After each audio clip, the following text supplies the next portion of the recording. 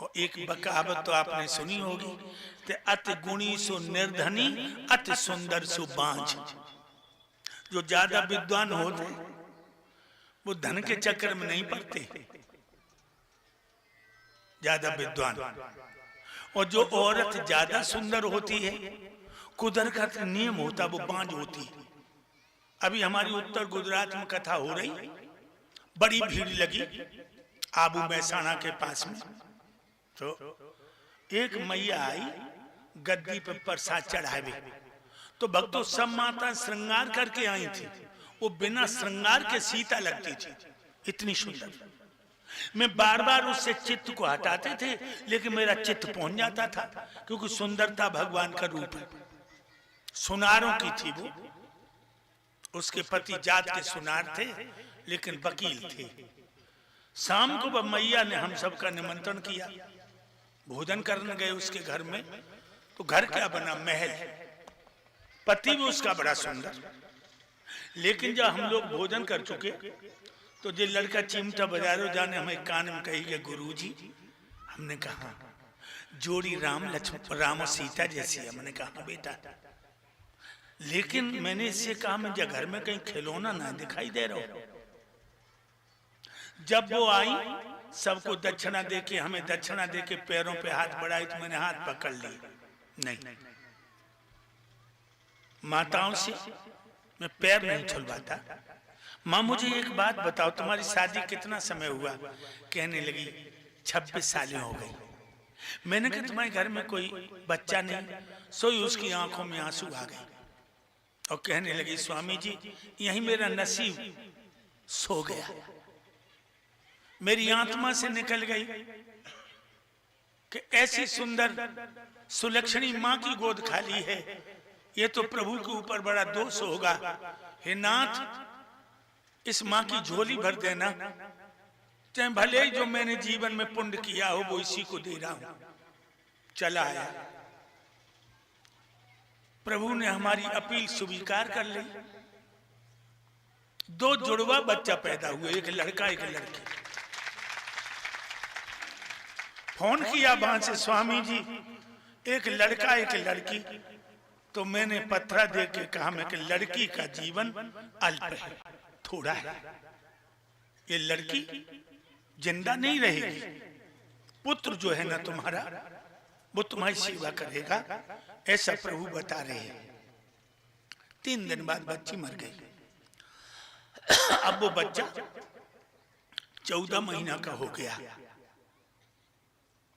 अब यहाँ 19 को जाऊंगा, 20 को आ रहे हैं वो पत्नी दोनों आगरा। तो भाइयों, दीनानाथ के लिए अपील करो, सच्चे दिल से करो, वो तुम्हारी इच्छा पूर्ण करेंगे, पूर्ण करेंगे। बड़े दयालु हैं, बड़ी कृपा करने वाले हैं। वो काम दुआ करती है जो दबा नहीं कर पाती। मुसलमानों में एक यूसुफ खां मुसलमान हुए। जब वो नमाज पढ़ते थे तो अल्लाह उनके सामने प्रकट हो जाते थे। अल्लाह, एक राजा था, उसने कहा कि हे, उनका नाम मूसा भी था, कि मूसा जी तुम्हारी अल्लाह से रोज मुलाकात होती है, हमारे कोई बच्चा नहीं है, और अपने खुदा को ये पूछो मेरे बच्चा हो जाए कोई मेरी रानी की, या गद्दी का अधिकारी बने। कहने लगे पूछूंगा। जब वो नमाज पढ़ने गए तो खुदा सामने प्रकट हो गए।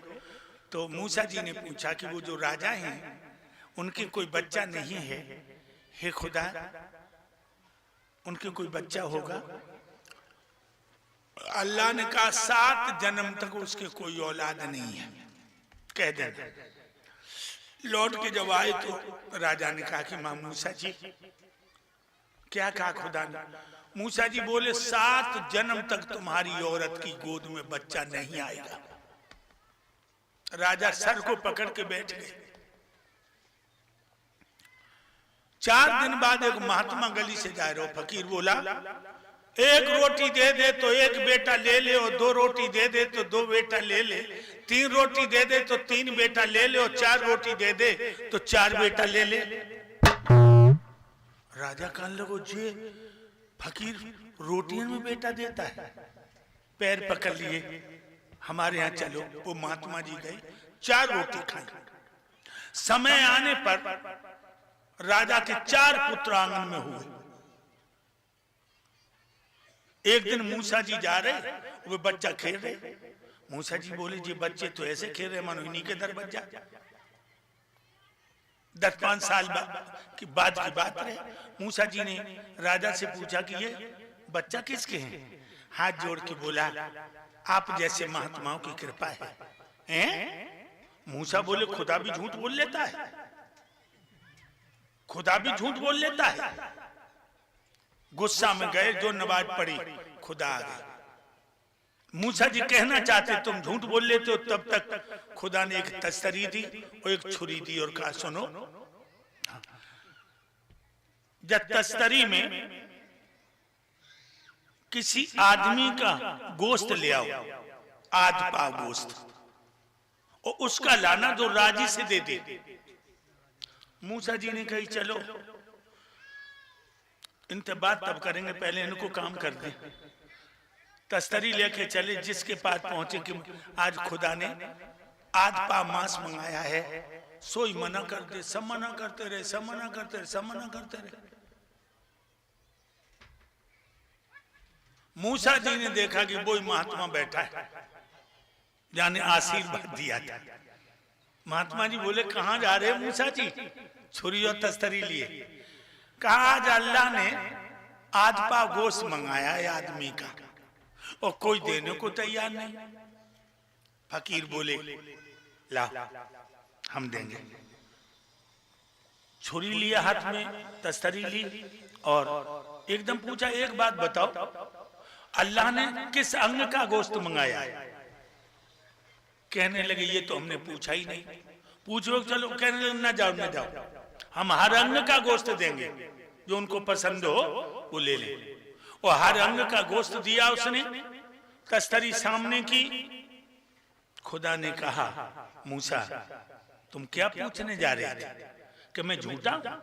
मैं झूठा नहीं, लेकिन ये जो आंगन में संतान खेल रही है, वो उसी फकीर की देन है।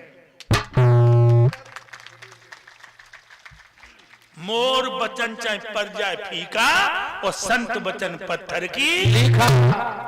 याद रखना लोगों, सच्चे दिल से, आत्मा से जब अपने प्रभु प्यारे को अपना दर्द सुनाओगे, उन पर तुम्हारा दर्द बर्दाश्त नहीं होगा। सच्चे मन से आज भगवान की कृपा जब तुम्हारे ऊपर होगी, तो हर किसी की कृपा बरसेगी। मेरे भाइयों, जहां दवा नहीं काम करती, दुआ काम करती है। सच्चे फकीरों की कभी भी भविष्यवाणी मिथ्या नहीं होती।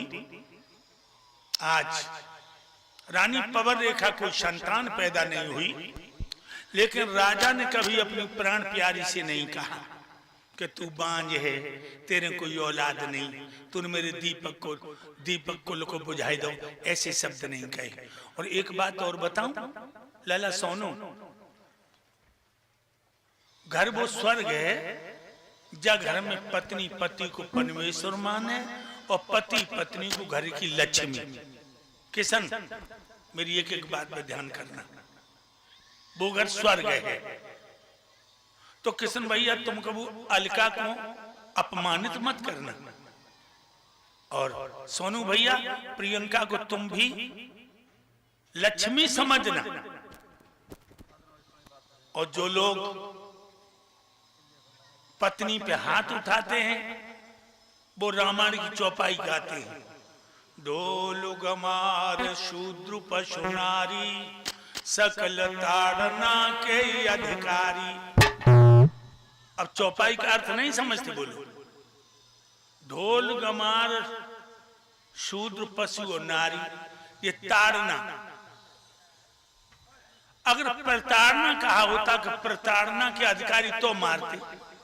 ताड़ना का अर्थ है कसौटी, ताड़ना का अर्थ है उद्धार। कभी औरत पे हाथ ना उठे वो चाहिए। हमने देखो लोग बहुत बहुत बुरी तरह मारो करते। जिला सीतापुर में हमारी कथा हो रही, सवेरे कमंडल लेके शौच को निकले, अरे दैया एक आदमी अपनी औरत को मारे। मारे वो कैसे? घोड़ की तरह पाए बांध ले और दे लाठी चिमटा बजा रहे हमें संग्रह। हमने की लला जय कोई बचेबे को नहीं आए रहो, तू मेरे कमंडल ले ले तो हम जय बचाए ले। जाने के गुरु जी ढंगा न जाइयो, गुस्सा में है तुम्हारी लाठी मार दी है। हमने कहा मोह नहीं मारने लगे, या कमंडल दो हम के आंगन में। मैंने कहा ऐसे कसाई भी अपने में छुरी नहीं धरता जैसे तू मार रहा है। हाय सोईबा ने लाठी फेंक दी। बोलो गुरुजी जब बात ना मानते, हमने कहा ओरे तेरी तो एक ही नहीं मानती, और कब को हमारी दो में तो एक नहीं मानती। जाको मतलब ये नहीं है स्त्री पे हाथ मत उठाना लोगों। वैसे एक बात और बताऊं, लला सोनू उदयवीर भैया, इन पे गलती तो हो ही जाती है, गलती तो हो जाती है, लेकिन मार से नहीं प्यार से समझाओ। और मेरा दावा है मार से नहीं मानेगी, प्यार से मानेगी। मेरा ये दावा है। और प्यार से समझाते तो नहीं मानती, जैसे प्यार से समझाते तो नहीं मानती। तो एक मार हम तुम्हें बता दी, यही मार घर में हम यूज करते हैं। पहले इन्हें समझाओ और न माने तो कछु न करो, इनते बोली वो बंद कर दो। द्वार सबते बोलो और घर में जाओ भौरा से भरना।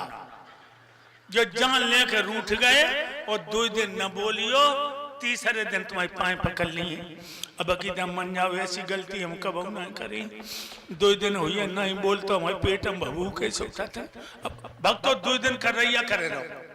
जब औरत को पति रूठिया थे तब न आंगन अच्छो लगे, न रोटी अच्छी लगे, न लली लला अच्छी लगे।